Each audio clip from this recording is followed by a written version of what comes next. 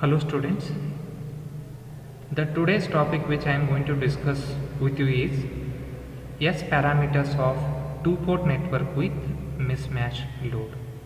So before we start discussing this topic, let me take few seconds to recall the concept we discussed in the last class. Dear students, in the last class we started with a few properties of S parameters. The first property is about S matrix is square matrix of size n cross n, where n is the number of ports and the number of elements or the elements present in the S matrix are always complex quantity, means they have both real as well as imaginary parts. And the second property is for perfectly matched network, the diagonal elements of S matrix are always 0. So if I consider the two-port network, its S matrix representation is given by S is equal to S11, S12, S21 and S22. So what are the diagonal elements in this matrix? S11 and S22. And these elements should be 0 for perfectly matched load. And the third property is for reciprocal network, the S matrix always exhibits symmetry property. Symmetry property means what?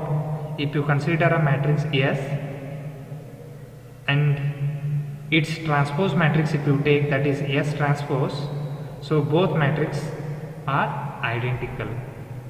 The matrix S as well as its transposed matrix are identical. And the fourth property is for a lossless network. For lossless network, any network is said to be lossless. The condition needs to be satisfied is the matrix S transpose multiplied with its conjugate, complex conjugate. If the product of these two matrix is equal to identity matrix or unitary matrix, then the network is said to be what? A lossless network. So S transpose into S star, that S star is nothing but what? The complex conjugate of S. And if you perform the multiplication operation between these two matrices, you will get the identity matrix. Hope you know what is identity matrix. The diagonal element should be 1 and remaining elements are 0. And after that, the last property we looked is, that is the phase shift property of S matrix, right? So whenever the matrix elements are, right, characterized by the magnitude as well as phase, because the elements are what? They are complex quantities. Since all the elements are characterized by its magnitude as well as phase, right? And whenever there is the change in the position of reference plane in the network, that leads to change in the value of the S parameters,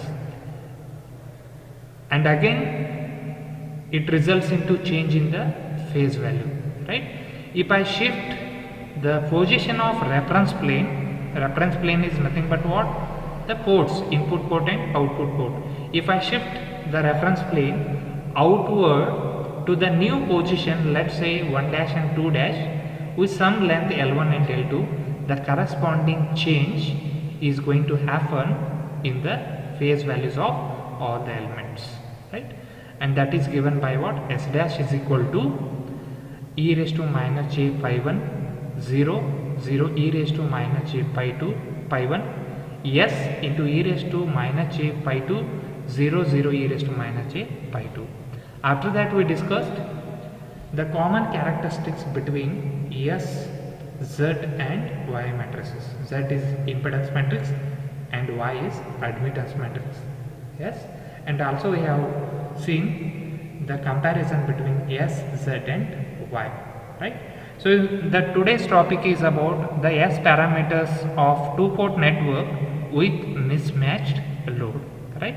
So what is the S matrix representation for two-port network when the network is mismatched low, right?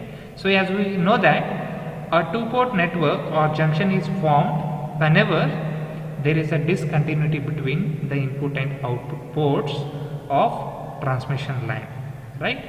And during the propagation of any microwave through the junction from one port to another port or one reference plane to another reference plane, there is a evanescent modes are excited at each discontinuity and which contains a reactive energy. So in this particular point, the point which you have to understand is the evanescent modes. So these evanescent modes are nothing but TEM fields. TEM means what? Transverse electrical and magnetic field. So they are nothing but what? So they doesn't propagate, but they have a very rich reactive energy, concentric energy at the junction point. Even if they propagate also, they propagate very fast and they decay, right? Their magnitude is going to decay within a short period of time, right? And then it becomes what? Zero, right? That is the meaning of evanescent modes. They have the reactive energy at each discontinuity. This you have to remember, right? And here you can observe there is the two-port network in this diagram. You can see the diagram. This is the two-port network, right? Both input and output port. The output port is terminated by load impedance. The input port is terminated by what? The generator impedance, right?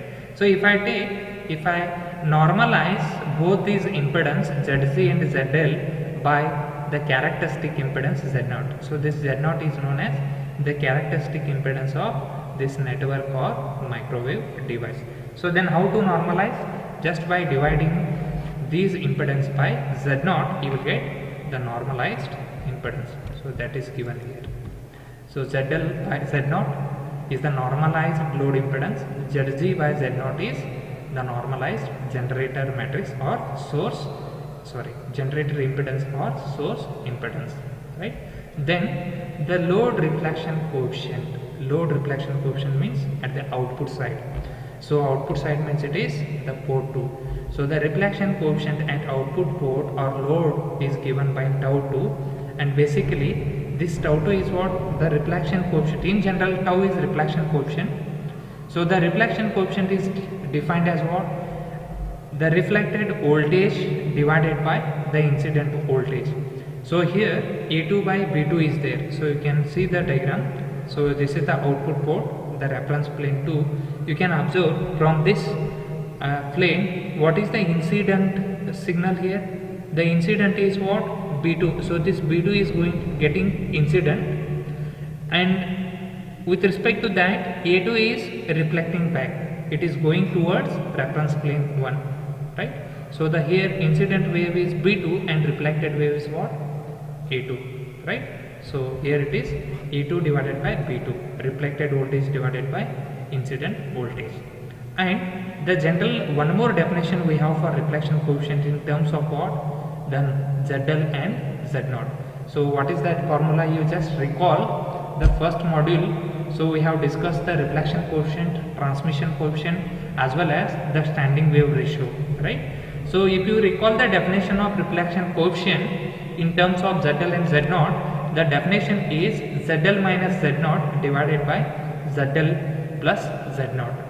And if you take the Z0 common, so what you will get? ZL by Z0 minus 1, ZL by Z0 plus 1. So both are nothing but same.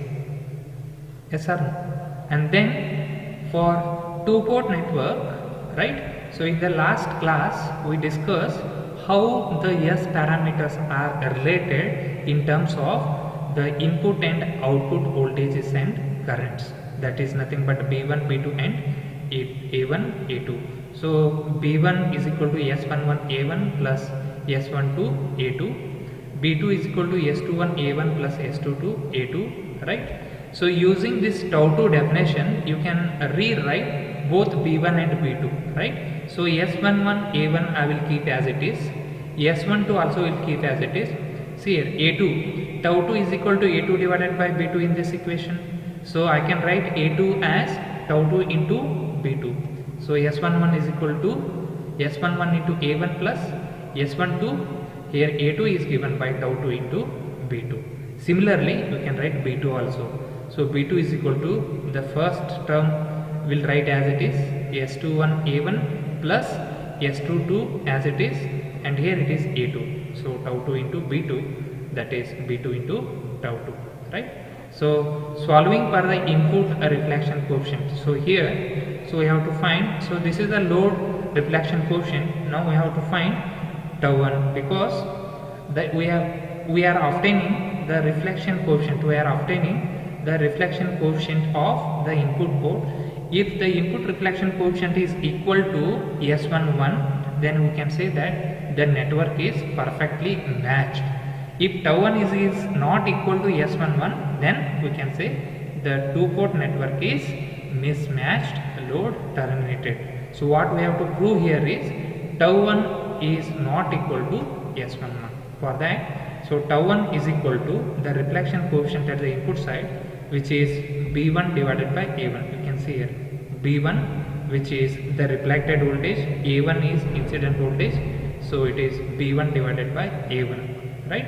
So B1 divided by A1. So here you can see, so how to get this B1 divided by A1? So just this B1 is equal to, this B1 is equal to S11 A1 plus S12 B2 into tau 2. What we want is B1 divided by A1 we required. So you divide all LHS as well as RHS of each term by what? A1. So here I will divide B1 by A1. So you will get B1 by A1. And here S11 A1 divided by A1. So A1 and A1 get cancelled. You will get S11 plus S12. S12 is there. Next B2 into tau 2 is there.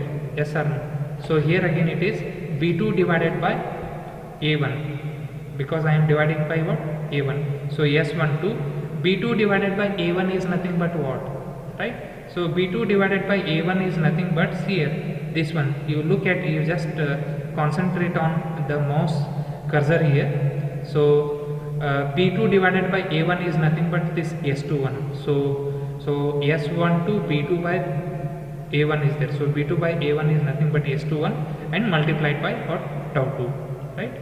And divided by 1 minus S22 into tau 2. S22 minus tau 2. So this is tau 1 is equal to S11 plus S12 S21 tau 2 divided by 1 minus S22 tau 2, right? So this you have to remember, right? So here tau 1 is not only equal to S11, but it is also equal to, it has some additional term in terms of S current. That's why for a mismatched load, the input reflection coefficient tau 1 is not equal to S11, right?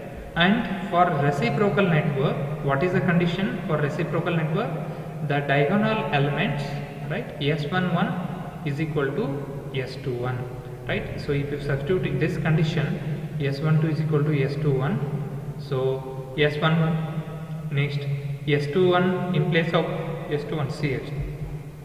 This S21 is also S12. So S12 into S12 is what? S12 square tau 2 1 minus S22 into tau 2. So this is the condition for input reflection coefficient when the network is fully mismatched load, right? So this is the condition, and this is not required for our discussion, right? You just remember, if the junction is lossless, that is the fourth property. So this is the condition, means you have to take the squared magnitude of each elements of the first row of the square matrix or the first column of the square matrix, right?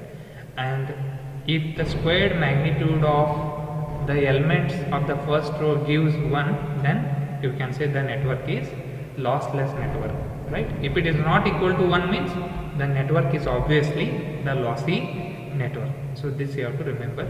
And finally the same equation I have written here, that is input reflection coefficient tau 1 is equal to S11 plus S1 square tau 2 1 minus S22 tau 2, right? This is the input reflection coefficient, right?